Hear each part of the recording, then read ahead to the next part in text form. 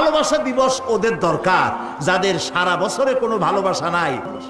College বিশ্ববিদ্যালয়ের ছাত্রছাত্রীরা সরোয়ার্দী উদ্যানের গাছের গোড়ায় বসে গেছে, সব জোড়ায় জোড়ায় বাকবাকুম পায় না।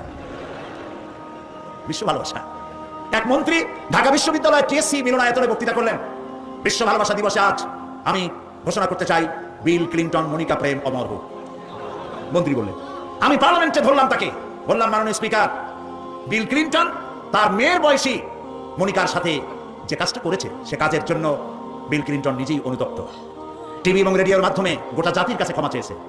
আর হিলারির পাও রাতের বেলায় কতবার ধরেছে হিলারি আর তিনিই জানেন।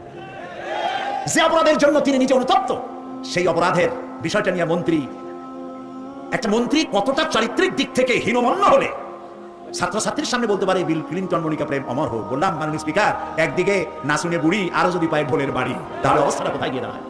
আমার দেশে, মুসলমানদের দেশে বিশ্ব ভালোবাসা দিবসের কোনো প্রয়োজন নাই।